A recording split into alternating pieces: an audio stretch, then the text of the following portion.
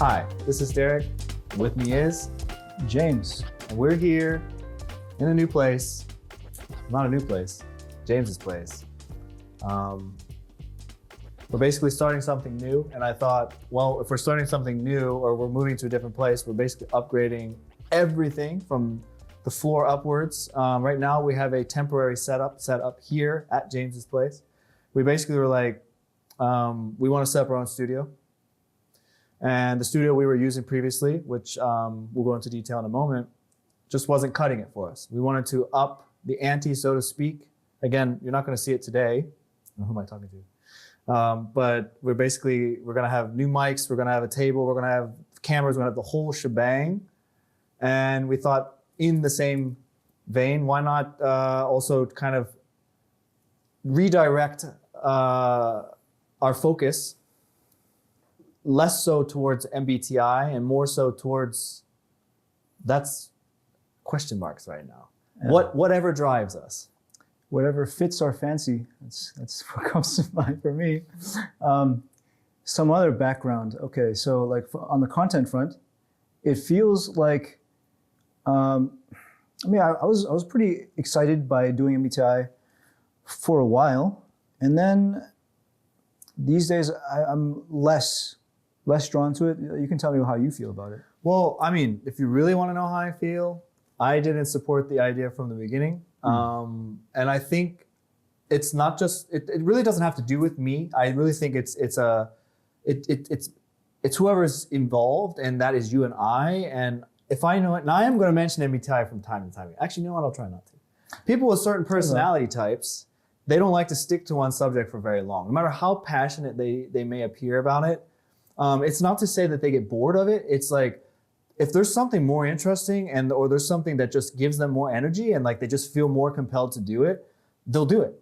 And whereas there are certain types of people, this isn't even me, that will want to stick with something permanently, like whether they planned it out or not, but they're just like, I don't know, it feels safe, it's comfortable, or they just like, there are people who have a strong interest. They're just very, very committed to talking about or doing the same thing. So I guess I was noticing not just that, but also that I really quickly, like now, I don't know if I've talked about this before in the past, but MBTI for me, like you've studied that along with psychology for years and years.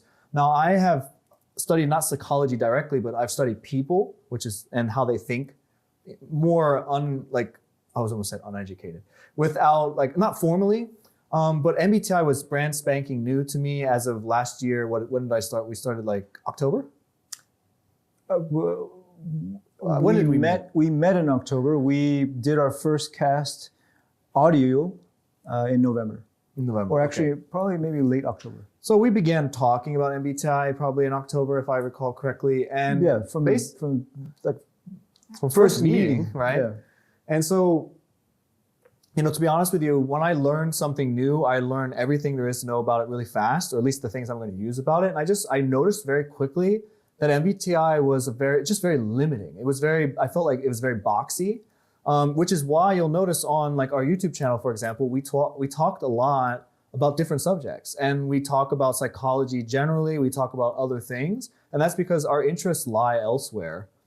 And all of these things put together is what sort of just changed my mind, and I was just like, now that we're an MBTI channel, we are forever an MBTI channel.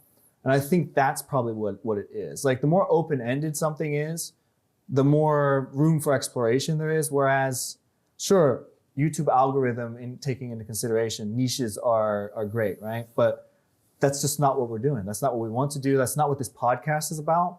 This podcast, for me, honestly, is going to be my place. I don't know what word it is, like spitballing ideas or brainstorming and just like talking about different things that really just tie into my main interest, which is just business in general, strategizing and talking about strategy, talking about what I'm working on and what I'm doing and how I'm getting through that rut that a lot of people find themselves in before execution. Yeah, and okay, we can keep going in that direction, but first I would like to provide some kind of backstory about progression. We started out just some people might find it interesting. that, yeah, Derek and I, well, you and I, we met, we met in October, and it was very interesting to talk about MBTI with you. And actually, I learned a ton about MBTI through that. And I've been studying for 10 years, and there was lots to learn. And I feel like I'm not sure. I'm sure there's like more you can do in MBTI, but I just don't want to keep going that path, I think. And there are many, like, the way I see myself is if I'm doing many things and I'm going in many directions, that is a source of energy. And then they all grow together, right? That's one way I see it. However, when it comes to the progression of what we've been doing, we did set up an audio mic. That's one of the first few podcasts we did. That was very interesting.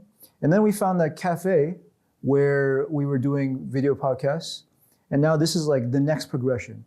And I think I'm seeing, or I'm building in my mind, the image that this is going to become, like just a dedicated podcast space with, I personally see much more action, many more things that I'm personally exploring, and that will give energy towards like the life of this. That's what I see. Mm-hmm. That is the background of what we're doing.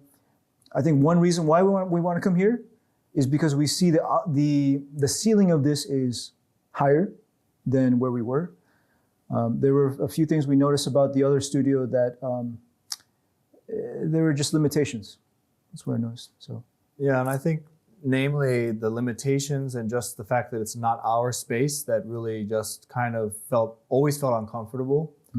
I mean, I felt comfortable. I mean, the owner of the facility of the place is really nice. He's a really great guy.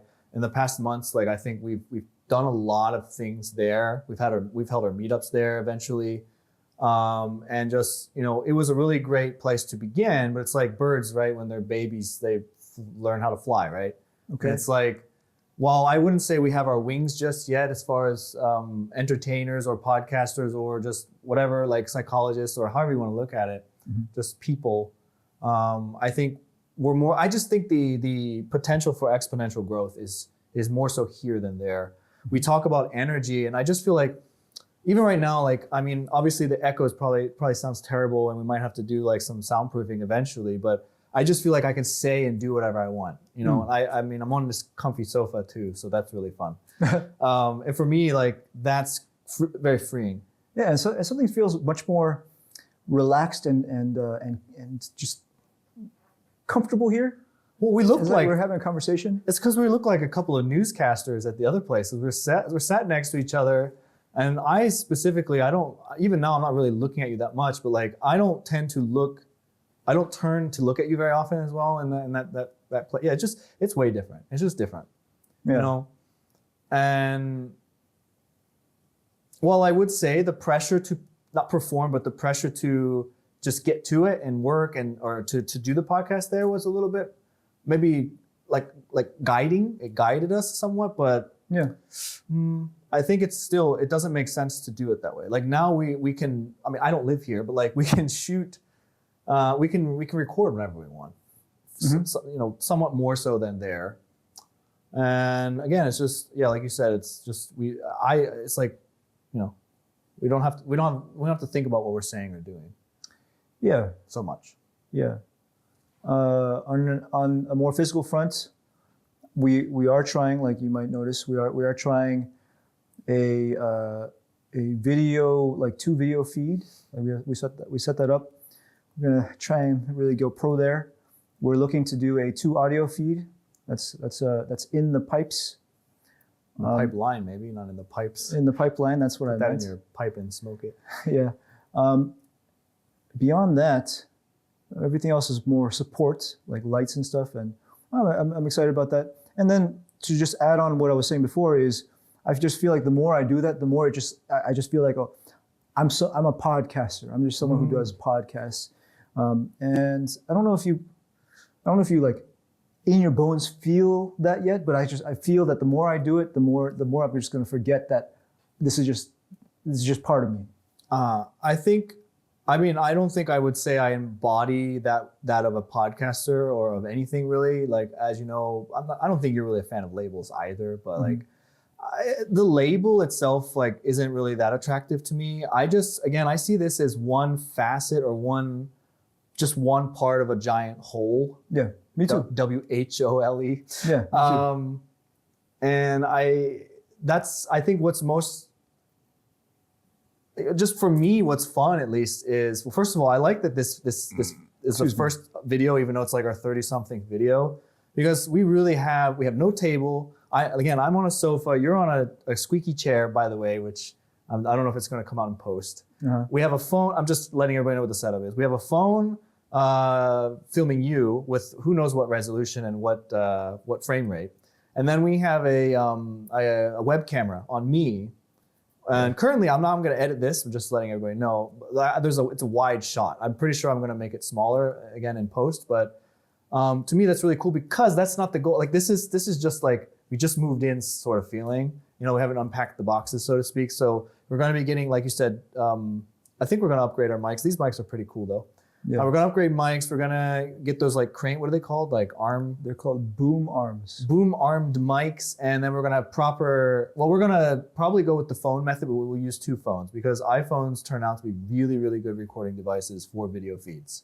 Oh yeah. And so my research in that is like, I've firsthand experienced it. Like my phone and I think your phone, I'm pretty sure it does 4K. Mm-hmm. The files are ginormous. We're not going to record that way, by the way, for a podcast.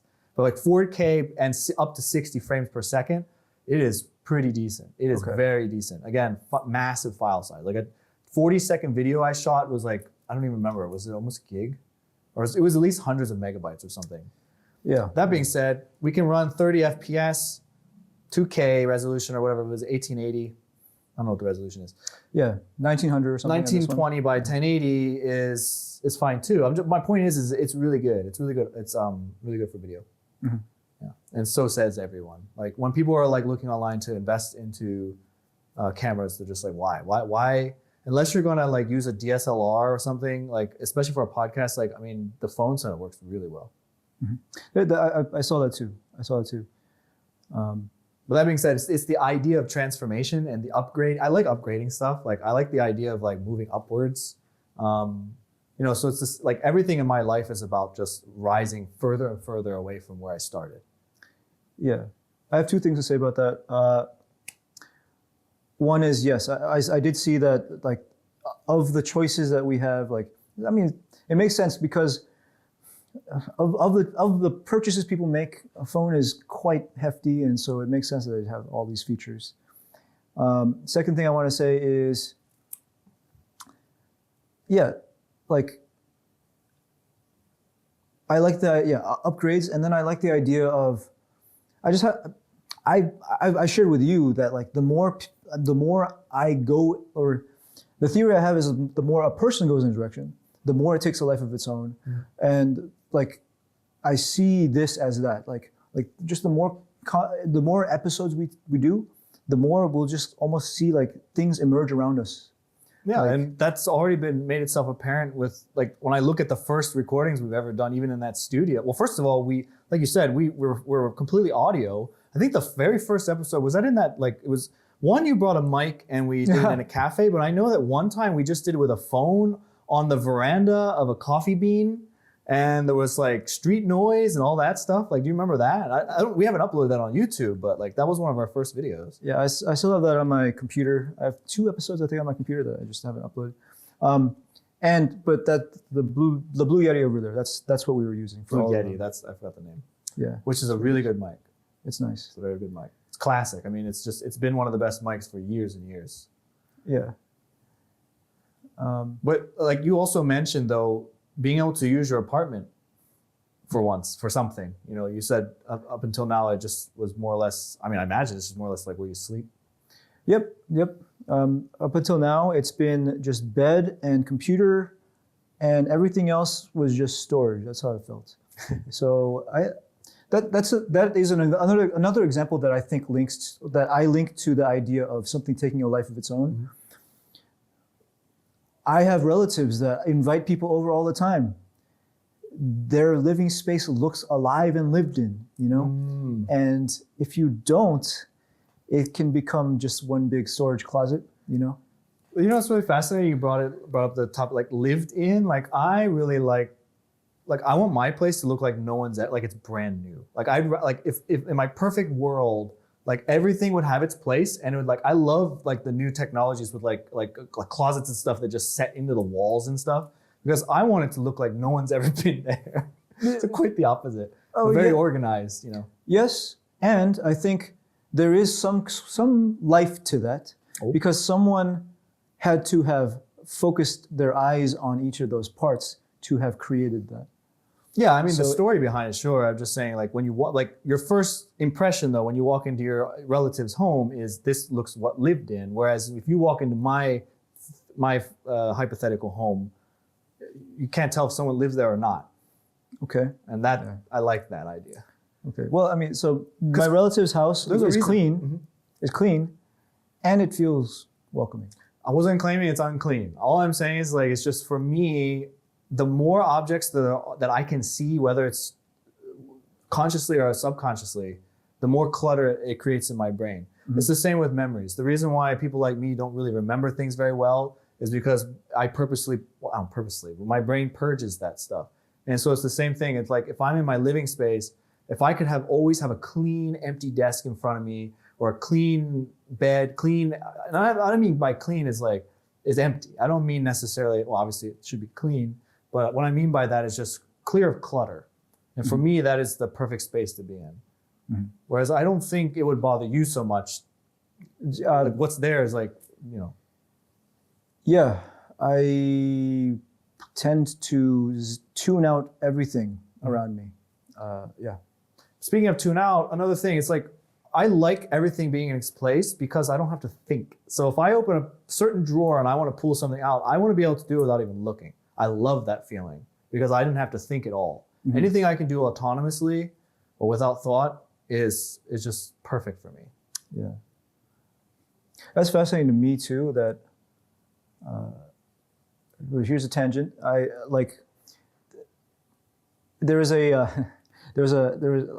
happened to watch a drama where the way that a murderer executed their crime suggests that they have a certain kind of personality, which is very fastidious and just like they want to keep everything nice and clean and proper.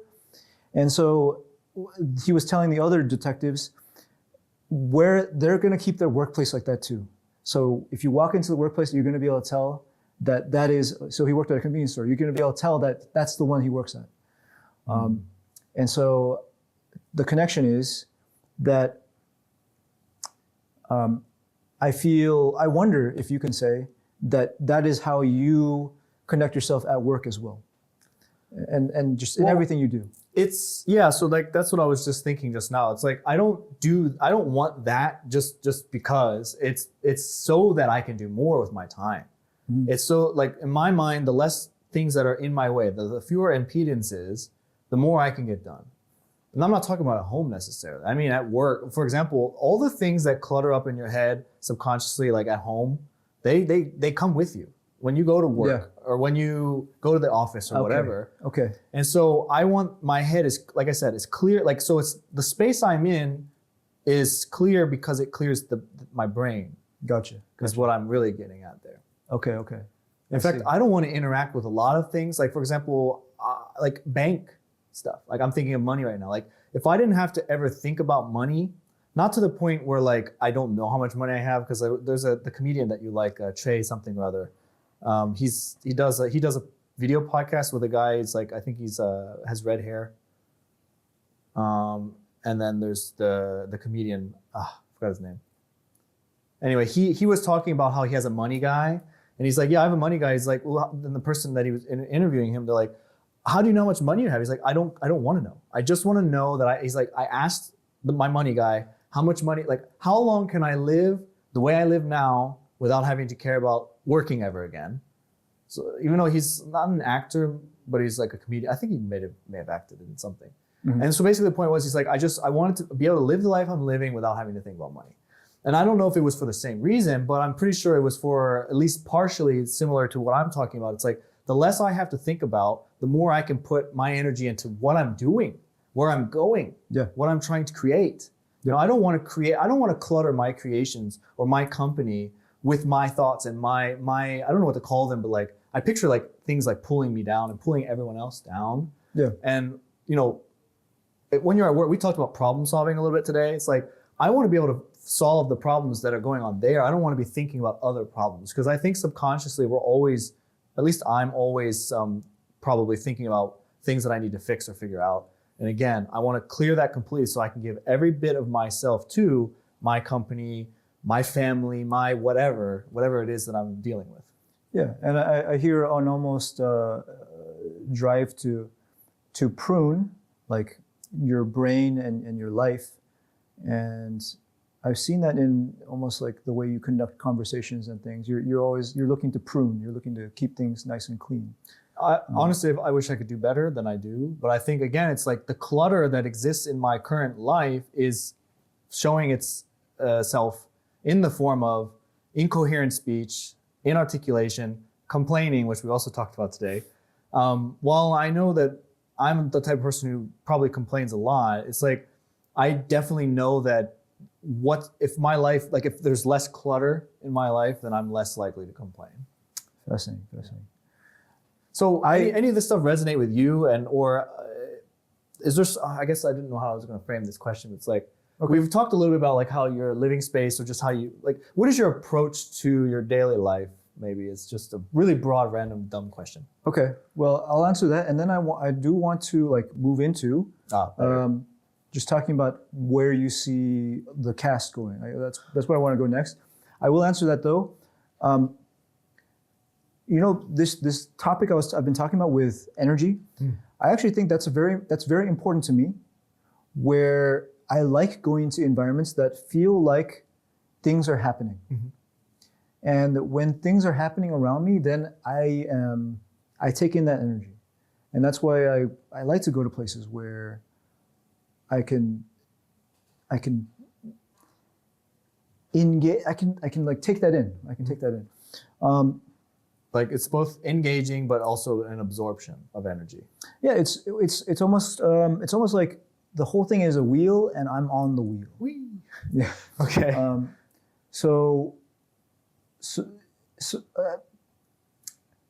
For example, I went on one of the places that I visited. I went to the city hall. Like I've been to like exploring many places in Seoul. I went to the city hall.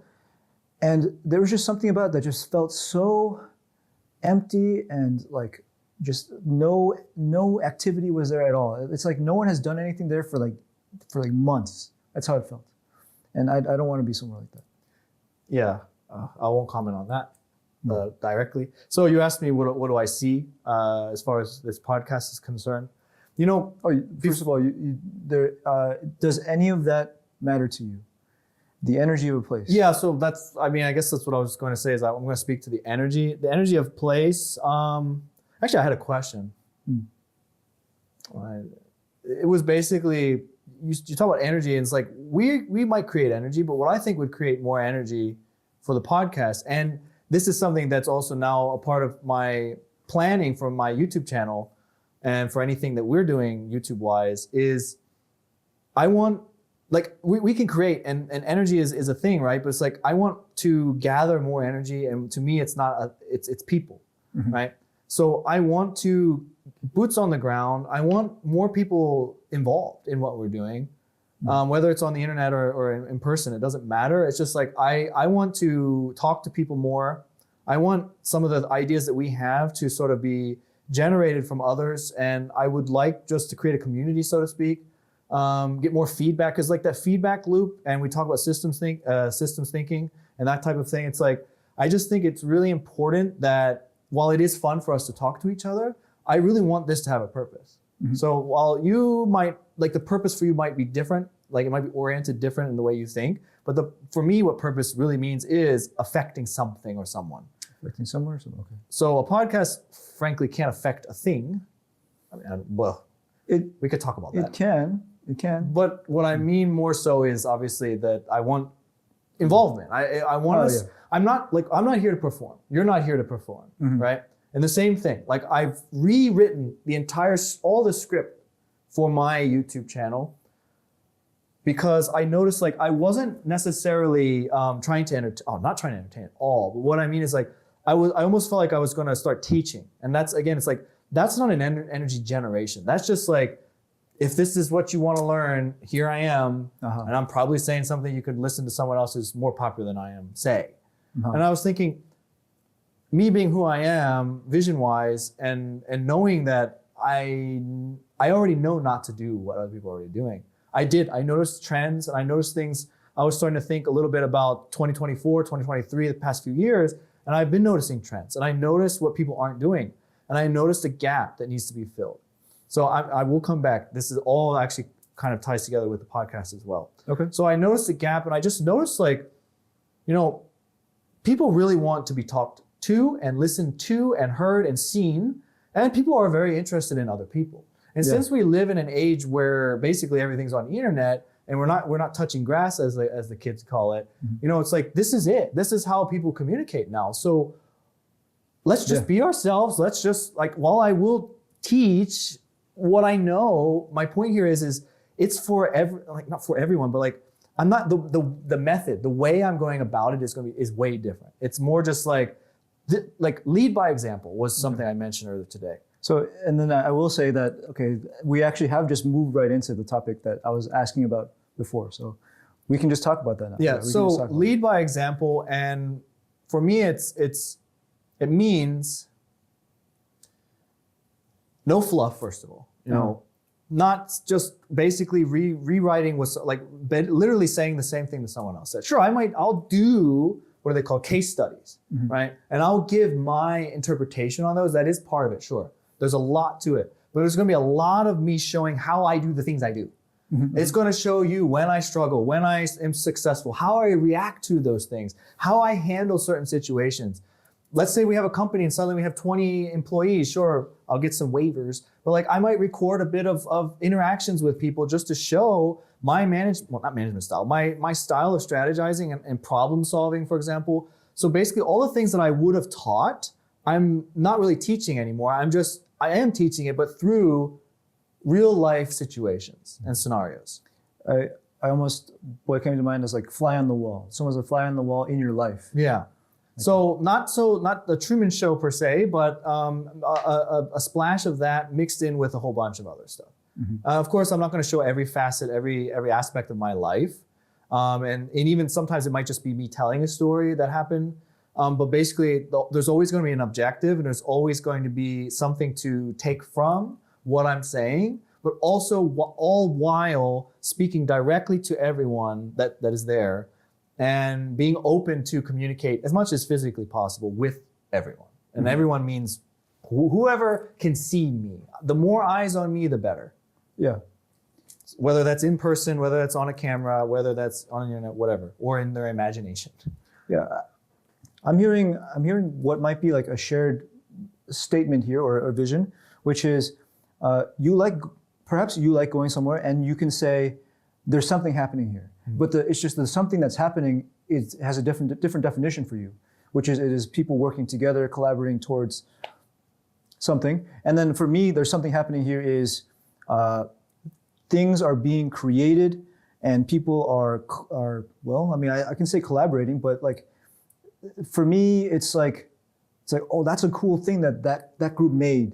Like there's some slight differences, I think. But you're just basically saying that what I want to be in control of making is one of the topics that you would talk about. Like this Derek guy built this company that does this, and his employees do that, and this is something about him, and they created this cool thing. Yeah. So basically, that energy or that description is embedded in that. Okay. Yeah, and if I can say something else is, I've talked a few times, and I've just heard other people talk about it too. And I see this, it seems to be happening. I'll talk to that, which is, okay, I'll say it like this. We are of the generation, I am in my 30s, and I grew up in a time where the internet was new and it wasn't like ubiquitous. And so almost like the imprint that I gained growing up is TV. However, as time goes on, the imprint that people grow up in is social media and YouTube, these kinds of things. And I feel almost that this has transitioned what the internet is for people, and also the natural form of consumption for people. Because with TV, there is a block, there's a barrier. Like, I'm a newscaster, I'm talking to the screen, and you're watching the screen.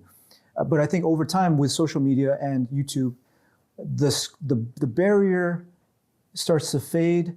And now, my theory right now, I'm saying, is it feels like we're just all in the internet together. Mm-hmm. And that's why the format of media has gone in that direction, where it's no longer like, hey, I am this representative and let me present it to you. It's not that, and it's more, oh, hey, you're also on the internet.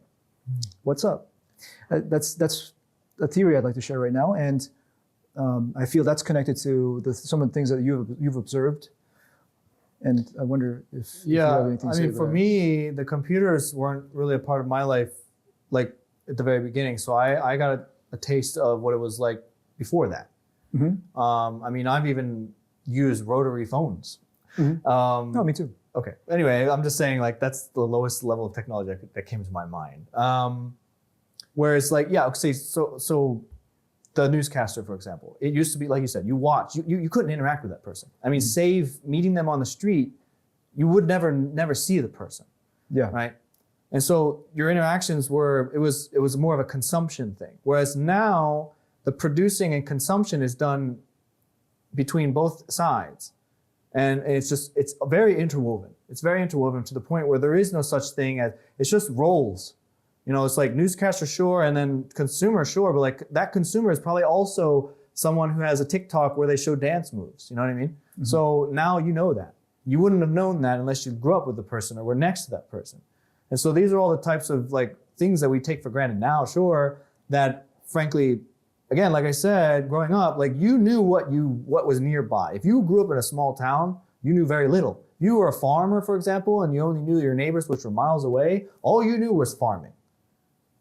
And now a farmer could get internet. I'm sure they do. I'm just saying, like, they now can interact and do all the same things. They could also like learn some hip hop dance online, or take take some courses online and just do all kinds of stuff and experience things that they never were able to experience before. Mm-hmm. So I think I didn't get off topic, but I don't know where I was going after that. But for us, what that says to me is, in fact, there's a lot of flushing out that I have to do. Like I still, regardless of my memory, the long-term memories are still there. And it's like, just got to get over it. Like you said, like being a newscaster, like YouTube is not just I'm talking and people are listening and I either have a following or I don't, or I'm famous or I'm not famous or that kind of thing. Whereas now it's obviously just, I don't even know how to describe it. It's a window into someone's life, but it's also it's a connection. It's like it's a connection that could not have been made otherwise, and can be replicated unlimitedly. Yeah, absolutely. Word. Here I go with making up words. Yeah, if I can make one connection, relationship is, I feel this also happened in movies. So in the first few movies, people thought, oh well, we'll just do the same thing that we do in the theater. Hi, how are you? Like people acted that way in real life? Yeah, well, in the movies. You're comparing theater to movies. Yes, theater to movies. I got mixed. So I did a little bit of theater acting when I was in elementary school, and they said like, make sure you're facing the corner of the theater and you project yourself, and like you make your movements bigger because they won't be able to see you unless you do it. So that's why you act this way. No, I know. I was always wondering. I know. Even now, you're like looking at the corner of the room, and I don't know if I do that. Okay. But then, as people became more familiar with how the camera interprets your acting, they began to like pursue a different way, like more naturalistic, more like, oh, like the camera just happens to be here. It's a spy, and we're just talking to each other. Completely off topic, but on topic. Being liked is important. For you? No. And I realize that sounds like something like somebody with a social problem. No, what I mean is, previously it was like content. You created content, and people liked the content. They might have liked the person, but the connection was very weak because you didn't have that much connection with them. I'm talking about There you go. early YouTube. I'm not talking about super far in the past. Whereas now, what I'm saying is, if people just don't like us, they're not going to follow us. You know, Yeah. if they don't like what they like I said, I'm going to share a lot of things that are going on in my life. If they're not interested in that, then that's it. Like they're just not going to be interested, right? And so I feel like that is a big part of what takes place now, which sounds like it's a barrier to sort of get followers or just to interact with people. I don't see it that way. I think people are far. This is coming from someone who's not a big fan of people in general, are far more interested in learning about other people and connecting with people and being kind than we think. There's a lot of trolls out there. There's a lot of negativity, so it seems like a really scary place. But if you're able to kind of like ignore that noise and just connect with people, I'm pretty sure there's a lot, like far more people than even I'm imagining that are interested in James, interested in Derek, interested in what Derek and James are capable of doing together, what they're going to do next, what they had for lunch, whatever.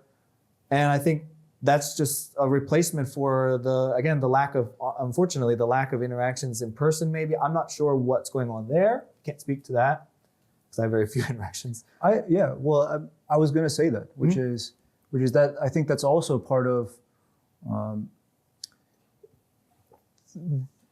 that's a convenient and useful alternative to the social interactions that people are not having as much outside of the internet. See, this is where I'm like split. I'm thinking value-wise, belief-wise, like I don't see that as, I don't want to use the word good or bad, but I feel like that can lead to just being unhealthy. And I think that naturally we want to be healthy. So we're grasping for, we're desperate to interact because that is a part of being a human being. Belonging is a big thing. And interacting with people and family and et cetera. But like, I think because that's what it's being replaced by, we don't have any other choice. And I don't like that is a monopolization on how people interact with each other. And the internet has done that. The internet's not a human being, I get that. But I still feel like an entity can monopolize something. And I don't know, maybe that word doesn't work connotation-wise or denotation-wise. But like, that's something that I'm thinking. It's like, it's almost as if something that doesn't exist, that's not alive, is actually alive, and now I'm getting philosophical, is like become this huge, massive organism that is like somewhat just, it's like an incubus or a succubus. It just like sucks everybody in, and now it's like, well, this is all you have. You don't have any other options. You want to communicate with people, good luck, because no one's out. Like you said, go to City Hall, it's empty. Maybe 100 years ago, that place was full every day of people just hanging out, not hanging out, but like just doing business or just doing whatever they're doing there. And I feel like that's how a lot of things, even in Seoul, a very, very overpopulated city, you can go to a lot of places that used to have thousands of people all the time, and it's a ghost town. That's fascinating to me. What is the reason for that? Well, maybe what I just described a moment ago. Yeah, well, I have a different like take, which is that first of all, the internet's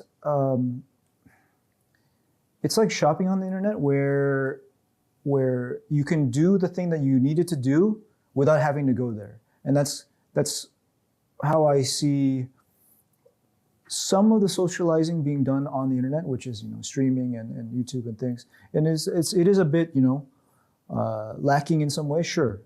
But I also see it as almost like level one of socializing from the internet. So what people do is, if they'd like to continue to socialize in that direction, they can, they can go to a concert and they can invite the people that they know are interested in it to go to the concert, or they can go to a meet and greet, or they can go to a live class hosted by the person. So I almost view it as like a reorganization of society, where you're meeting through interest instead of, you were always meeting through interest, but you're now meeting through interest on the internet. Well, I think this is a perfect time for me to not disprove that, but to show you that it's not for everyone. Because the first thing you said, I've probably mentioned in the past, I don't like internet shopping. In fact, I strongly dislike it. And I have tons of reasons. First of all, I love being able to, not here, but like get in my car, go to the mall, and if I want to buy something, I want to look at it, I want to touch it, I want to feel it. There's a lot of stuff that my brain wants to do that requires, or let's just put it the other way around, like that the internet can't do for me at all. And so people just, before I get into more details, they're just like, well, just buy it and send it back. It's no big deal, dude. Just send it back. I'm like, well, I don't want to do any of that. I hate that idea. I hate the idea of wasting time, money, and all this stuff when it theoretically would have taken less time and probably been cheaper, not for me, even if it's free returns. There's a guy driving a truck back and forth, wasting fuel and time. I'm fine. I want to go to the mall. I want to go there. I like the experience of the mall. But now I'm thinking it's probably just because of my age. I don't know.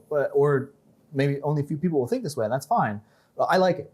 And I like being able to do that. And even then, like, I won't buy something because I really am very scrupulous about what I purchase. You give me a grainy, can't zoom in photo of a piece of an article of clothing. How on earth do I know if it fits, if I like it? If the color, I mean, I'm colorblind, so like if the colors aren't perfect, it's worse in person for me. And so I won't even give the rest of the list. The list goes on and on.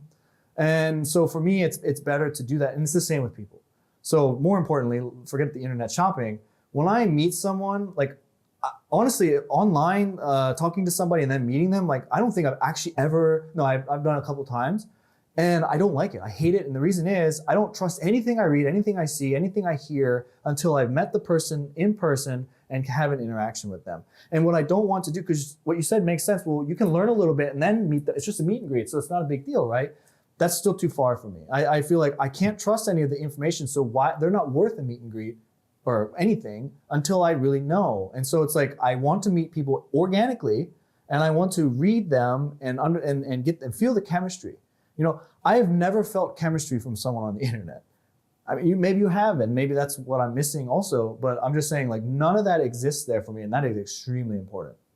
I might be leaving out a couple of details, but again, the point really just is I want to meet people in person to know if I want to socialize with them. And no, I do not want to replace that type of socializing with anything mechanical or rather, what's the word, simulated. Well, they won't be replaced. I'm just saying that I'm suggesting perhaps the channels might have changed. I would argue that it has already been replaced in large.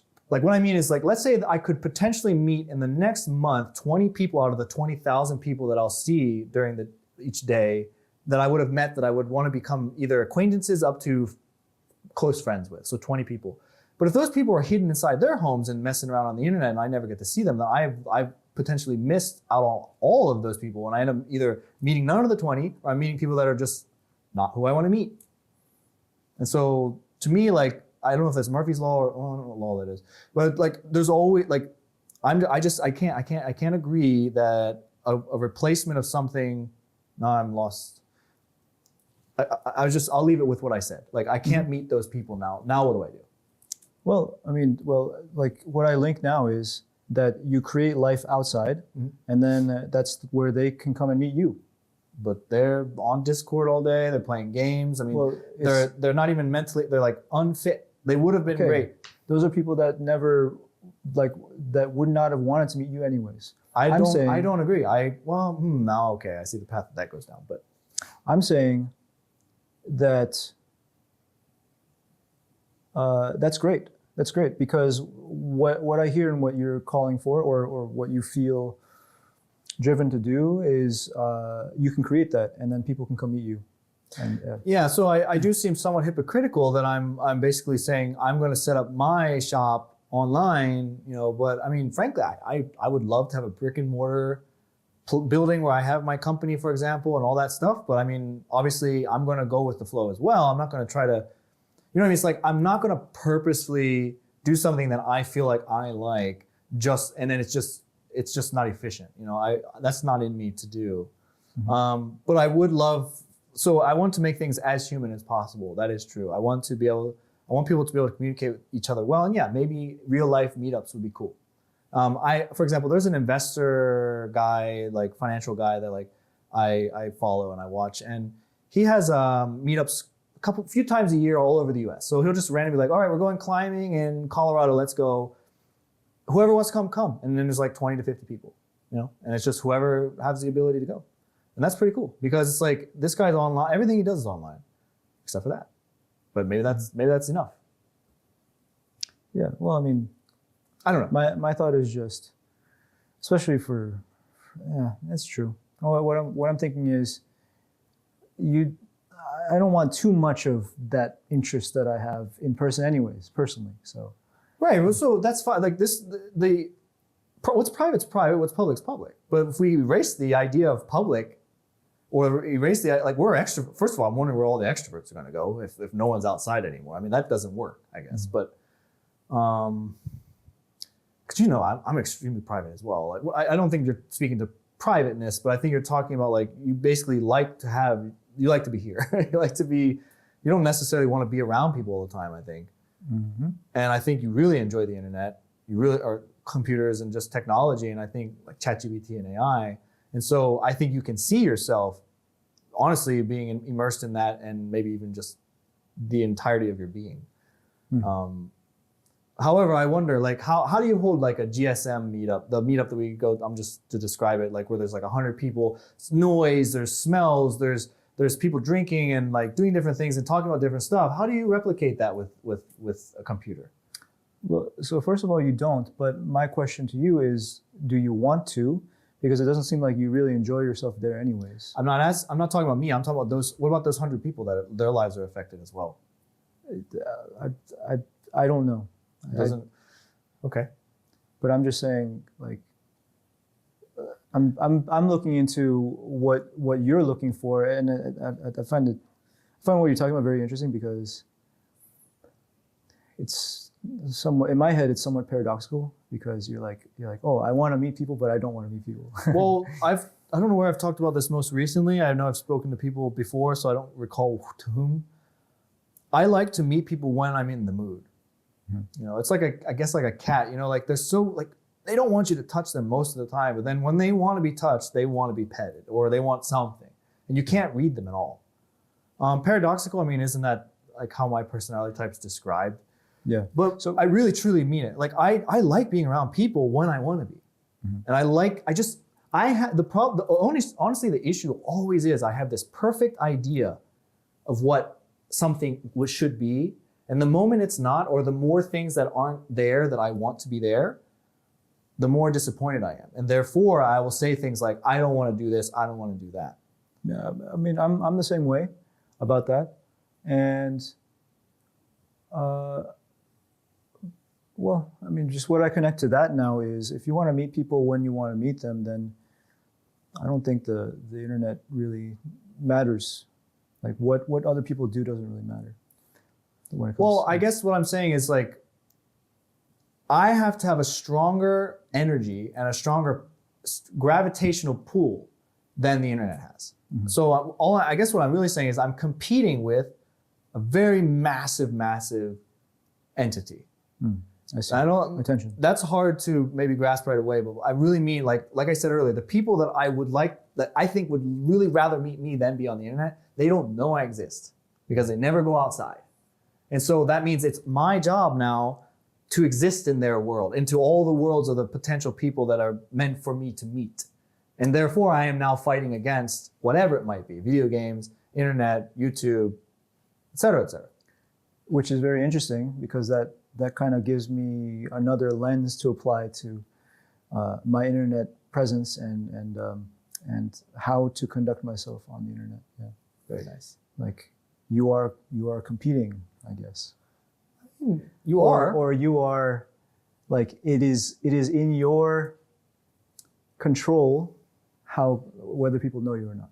Yeah, well, that's also true. So you do have more control in that sense, but just as much as you have control to go outside or not go outside, or be seen or not be seen, interact with people, not interact. Like I know people think that because you live in a society, the moment you go outside, you are now a part of that. And while you are, you also do have control over certain aspects of what, like somebody wants to stick their finger up your nose, you have the right to not let them, right? That's a really weird example, but whereas on the internet, no one can do anything to you physically. Yeah. Although people are psychologically being like attacked, it seems. But so like you said with the YouTube channel, or just you said your presence online, you can choose, etc. It's like, I was also thinking like sometimes the reason why people don't do what they want to do as far as like YouTube or whatever it might be, is they're like, I'm competing with the top people, and like, what's the point? Nobody's watching me. They're gonna watch the people that are at the top and then trickle down. And one human being only has so much time in their lifespan or during the day, so they're only gonna watch certain channels, and therefore, isn't it pointless to start blah, blah. And you could argue yes, but it depends. If you're someone like me who doesn't care and thinks, I know I'm on my way up there, doesn't matter. Well, I also just know that there's just enormous worlds out there with a whole lot of people that are interested in them, and I am not interested in them at all. Yeah. So I'm just aware that there is no just top of one pyramid. I didn't mean pyramids. that. I meant there's a number of pyramids with that. Every pyramid has someone at the top or some group. Sure. Yeah. And how many pyramids there are, I mean, I don't know, but it's not unlimited.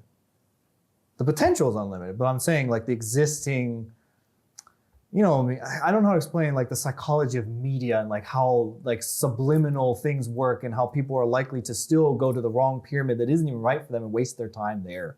Mm-hmm. You know, waste is a word that might not be the right one, but yeah.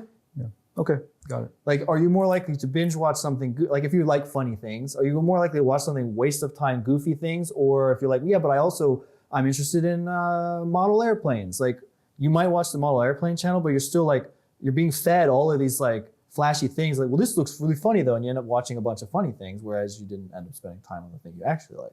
Sure. I'm speaking to that type of phenomenon. Okay. But again, this is like going way off. All I know is we're starting this podcast.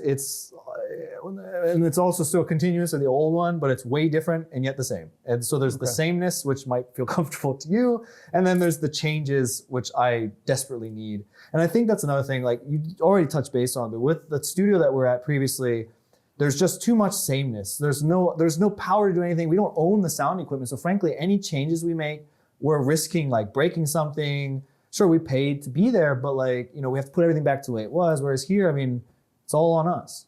Yeah. It's all up to us. And that amount of control is very important for me. Got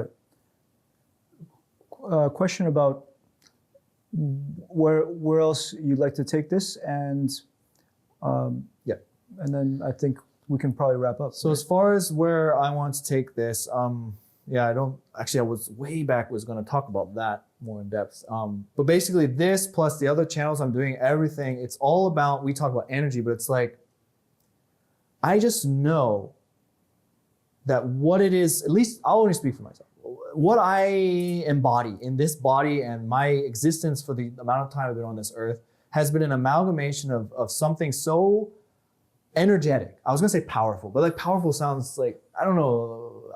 I know what it means to me and what I mean about it, but I don't want people to get the wrong idea. Just this force, and I'm so full of stuff that I know is so useful and so valuable to so many people. But because, as we know, I don't really go outside much and I don't have a very big internet presence, I mentioned earlier, I don't exist, even though I do exist. And so not only do I want to now open up the floodgates, if you will, or however you want to call it, and just let all of what Derek is out in the world, open, not everything, not private thing, but like everything that I'm capable of, be seen, be known, create, but also enable other people to do the same, empower other people to recognize both the potential in themselves, but also that all this, we talk about the logic, all these things that are stopping them from doing. I'm not telling them to just do it like haphazardly, but get out there and do it, or stay inside and do it, however you want to look at it.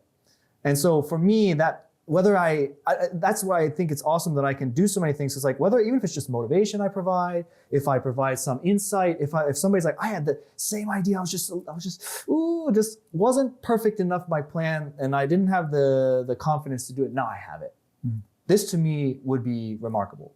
While I would have that effect on them, that's pleasing to me. I feel like that's a huge value adage to their lives. Okay. And really, that's where I see it. So podcast-wise, it's the same thing, but it's two people with the same potential, two huge amounts of energy, I don't know if it's fusion, fission, what, it was just boom. I just see a big explosion of creativity, thought, theory, exploration, or just trying stuff and creating, I think I said creating already, creating something, you know. not just providing content. We're not here to entertain. But that's me. So actually, can I ask you the same question? If you've actually formulated it yet, if not, later. Well, so I was listening to you and I was just thinking how interesting it is that, like, I think I now understand that you are talking about it, but from your lens, which is like very people-oriented and collaboration and relationship-oriented. Whereas for me, I see as like I almost see it as it's a place for me to just emanate energy, and then the people that resonate can resonate too, and then it's like a chain reaction, and that's really the image. That's what I'm pursuing now, and so I just see myself as like the more things I do, and then the more that sparks something that I can just put on camera and show people, the more people are gonna be like, I want to do something that like that. So inspiration, and like I just like the inspiration. I feel is a bit distant from this idea of the energy and the resonance of the energy. So maybe it's a chain reaction sort of. I'm not trying to. I don't have to reword what you said. The way you put it was perfectly fine. And I see people out there that are that for people. For example, if you ever seen like Steve Harvey clips, I see Steve Harvey as like a person that is doing that. Okay. He's like, I'm here to provide you energy, And then Gary Vee is someone like that too. Like he's gonna say the same thing over and over, and he's gonna just say it in a way that just energizes you. Okay. Yeah. All right. Yeah. So like I don't see myself directly as doing that way. I just think like you said, I think it's the methods. Like everything that we want to do leads to energy, but it's a different type of energy or a different approach to the structure. The structure of delivery, I think, just looks structure of delivery. Yeah. Because I mean, I don't see you as a Steve Harvey. Yeah. Well, I mean, you're not really telling many jokes, and he's just. It's just he has a presence. Have you seen his latest show? No. Okay, so if you see his presence on YouTube, he's a very different person on YouTube. Oh, he has a YouTube channel now. He has a YouTube channel where he gives basically self-help seminars. Of all the people in the world to give self-help, that's fascinating. Yeah. So if you look at that, I mean, but he's always been the same kind of person, and I always view Steve Harvey as someone that a lot of the reason why you watch him is because he provides that energy. There are certain people. Chris Rock is another person like that. Now, Steve Harvey is going to pop up at the bottom of the YouTube video because they do that now. They show the picture of the famous person in the name. Yeah. And I guess it's supposed to draw traffic to them, maybe, or give them credit, even though all we did is name drop. Yeah. All right. So I mean, all I can say is I see.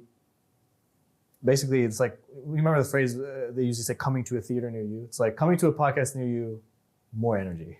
Yeah, I think energy is the theme like these days. I think that there's something in there that I haven't actually really like completely focused in on, but I feel like that's a huge part of what I'm seeing.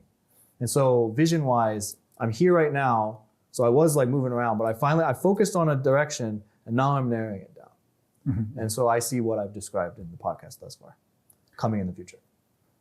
Yeah. And I've seen a few videos that I feel have really clarified it for me. And if I can just say, like, I think people think too much. I think people think too much, and that is like, if you instead focus on energy, then it's a lot easier. So think too much. So maybe think less, act more. Yeah. So that's what I'll leave us with. Think less, act more, and maybe we'll refine that every day.